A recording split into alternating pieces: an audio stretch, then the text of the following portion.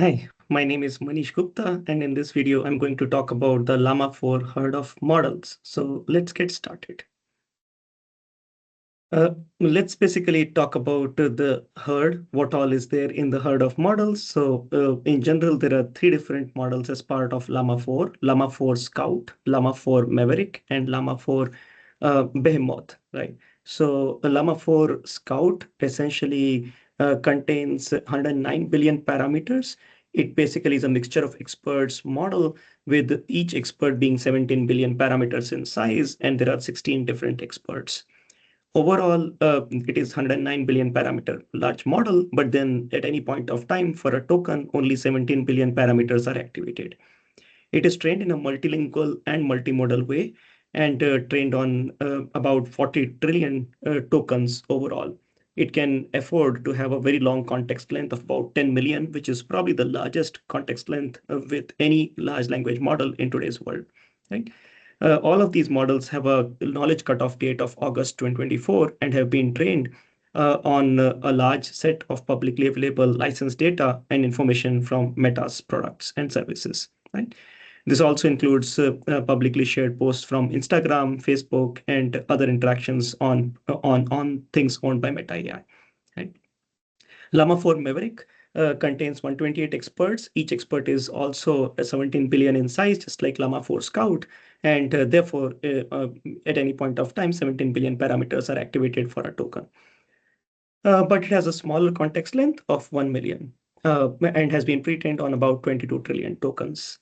Llama 4 Scout, basically with its 17 billion activated parameters and 109 billion overall parameters, can actually be loaded on a one H100, with the 80 GB VRAM with 8 int4 quantization.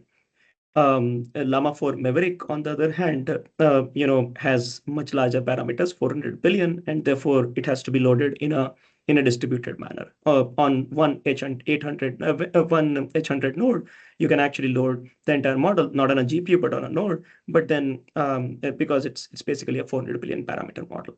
It has alternating dense and mixture of experts layers.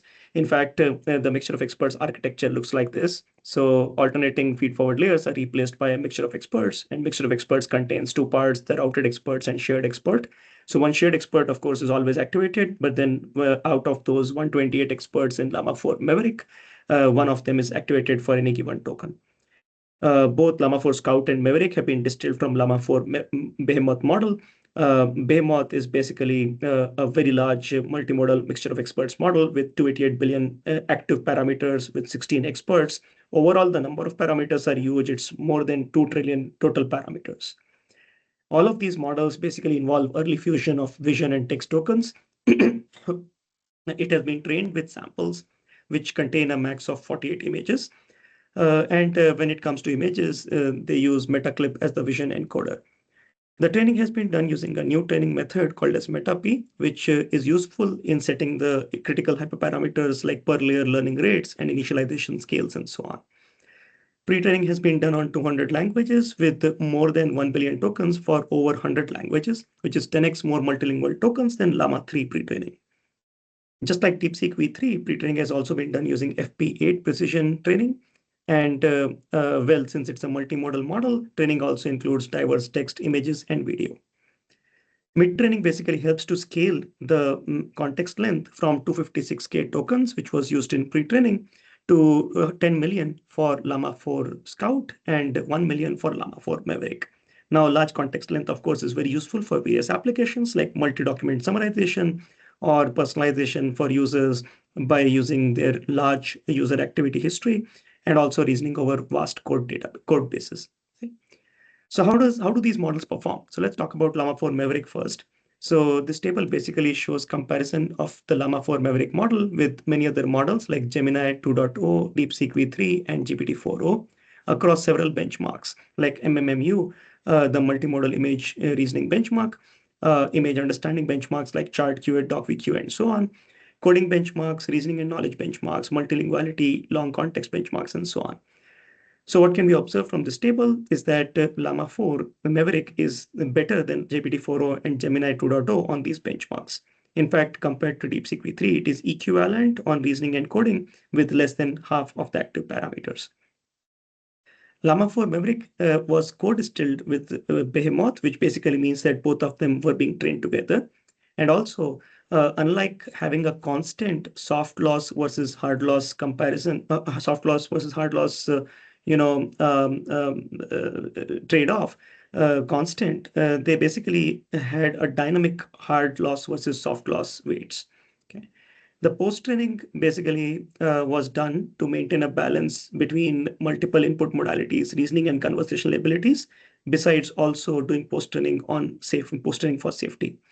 So while doing post-training, they ensured that they actually took really hard samples. So about 50%, more than 50% samples were sort of removed because they were not hard enough, using the Llama model themselves as a judge. Okay. So besides post-training on hard samples, you also do curriculum-based training, which basically means relatively easier samples were shown to the model first before harder samples. Post-training involved three stages: lightweight supervised fine-tuning, online reinforcement learning, and lightweight direct preference optimization. Post-training for safety was done using samples gathered up using red teaming, but then beyond that, they also developed a automated agentic AI kind of method for gathering adversarial attack safety samples called as generative offensive agent testing. This method essentially simulates multi-turn interactions of medium-skilled adversarial actors and therefore generates really good and diverse adversarial samples for safety-based post-training. Next, let's talk about how does Llama 4 Scout instruction-tuned model perform. So here again, you see another comparison table comparing Llama 4 Scout with several other models like Llama 3.3, Llama 3.1, Gemma 3, Mistral 3.1, and Gemini 2.0 Flashlight across several benchmark data sets on image reasoning, image understanding, coding, reasoning and knowledge, long context, and so on. Across all of them, you observe that Llama 4 is actually better than these models, Gemma 3, Gemini 2.0, Flashlight, and Mistral 3.1 on these benchmarks. Right? It is also best in class on image grounding, which basically helps it lead the way on image understanding and image reasoning benchmarks. Llama 4 Scout model uses IROP architecture, where I stands for interleaved. In fact, in this architecture, there are attention layers without any positional embeddings. So it has, typically people believe that transformers basically do not have any recurrent connections, and therefore positional embeddings have been believed to be super important. But latest research basically shows that positional embeddings may not be really very important. So therefore, they actually train models without positional embeddings, attention layers without positional embeddings. Then they also use inference time temperature scaling. So the idea is with very long context lengths, and as the vector size increases, the largest value after you do a softmax on a vector, the largest value actually is not large enough.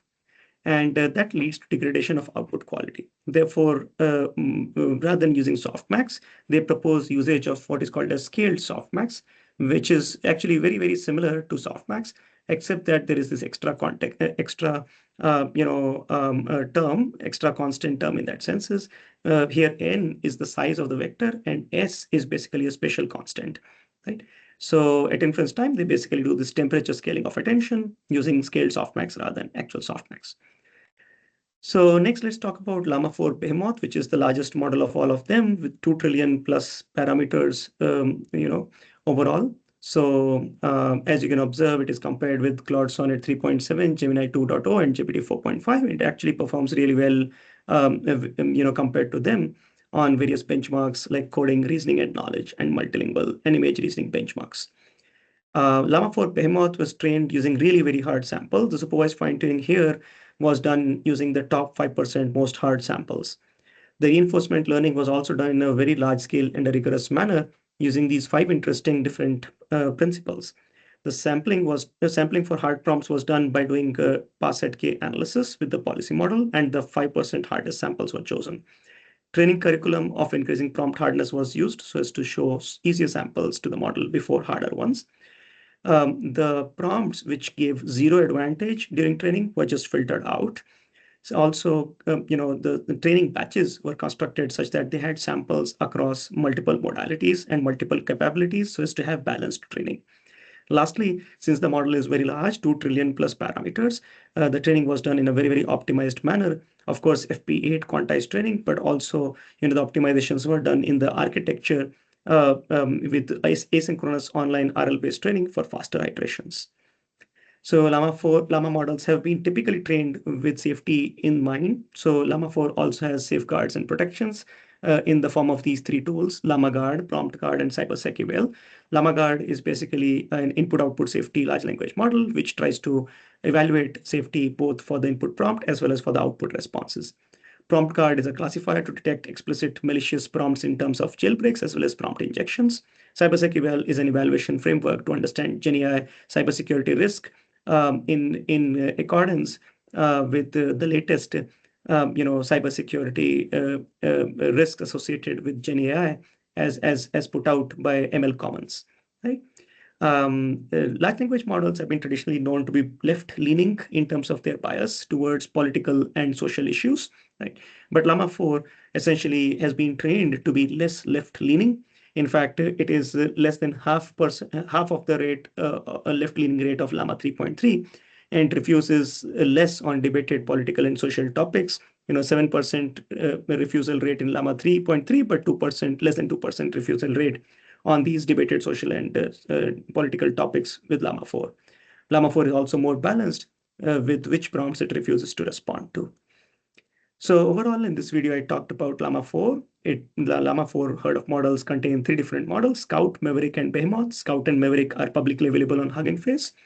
All of these are multimodal mixture of expert models with one shared expert and one routed expert. Llama 4 Maverick has been co-distilled from Llama 4 Behemoth, and the basic principle of post-training is basically this: optimized post-training, curriculum-based post-training, and post-training on hard samples. That's it for this video. Hope you liked the video. Thank you for watching. Connect with me on my LinkedIn or look at my research on my homepage. Thank you.